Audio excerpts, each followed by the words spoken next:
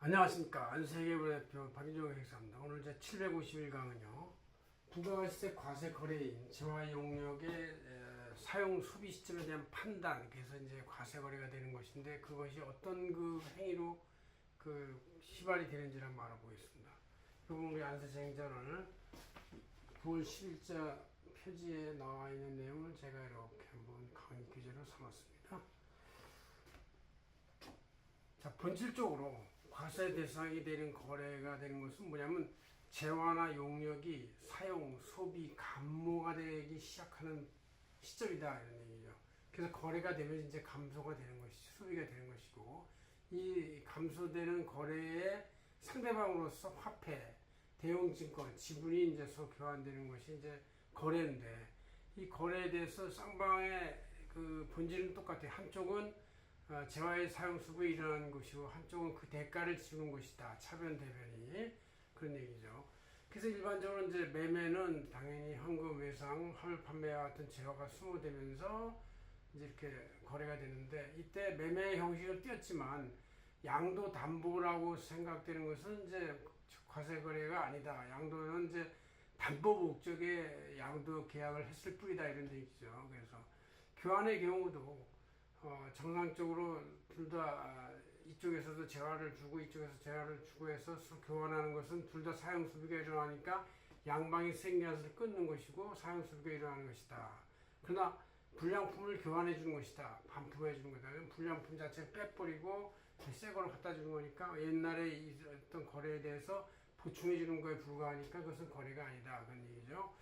가공, 재화에 공작을 가해서 하는 것도 역시 사용 수비가 일어나는 것이고, 가공 변형이 없으면 그것은 이제 재화의 소비 과세 거래가 아니다 이렇게 보고, 그럼 대차 거래에서도 일반 소비 대차 거래 이런 것은 이제 똑같은 제품이 갖다가 다른 성격이지만 다른 제품이 오는 거니까 두 번의 소비가 일어나는 것이라서 과세 거래가 두 번이 대차 거래가 있는 건데, 이 소비 대차가 아니라 사용 대차, 즉 빌려준 재화를 그대로 고지고대로 그 모양 그대로 그 물건을 그대로 반납하는 것은 대차 거래에서 사용 대차, 사용만 해준 것이다. 그 다음에 이제 그대로 반품해 주는 거니까 과세 거래가 아니다 그런 얘기죠.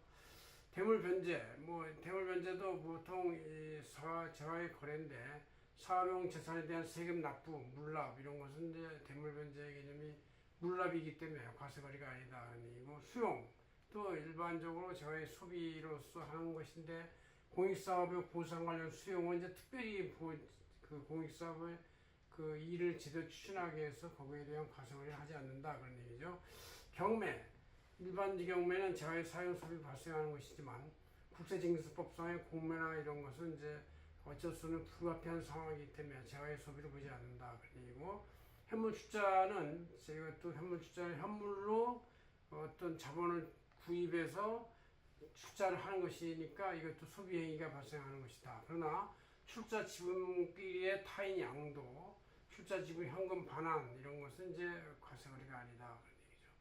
그다음 폐업 처리도 폐업 시의 잔존 재화도 재화의 사용 소비로서 최종 재화의 소비가 돼서 과세 거래가 되는데, 그 과세된 잔존 재화의 처분이나 폐품 처리 같은 경우는 이미 과세 거래가 된 거를 나중에 이제 화폐 대용증권을 받기 위해서 교환하는 것이 불가하니까 과세 거래가 아니다 이렇게 돼 있어요. 그래서 같은 형태의 매매, 교환, 가공 여러 가지 형태를 볼 때도 재화의 사용 소비가 실제로 발생하는 경우는 재화의 거래로서 생겨서 끊지만 그거에 대한 대응 개념으로서 화폐 대용증권 아니면 불가피한 거, 불량품, 또 물납, 공세징수법 공매와 같이 이렇게 특별한 불가피한 성격이 있는 것은 재화의 사용 수비가 아닌 세금에서 끊는 거래가 아니다라는 걸 확실히 알고서 여러분들이 대응하셔야 되겠습니다.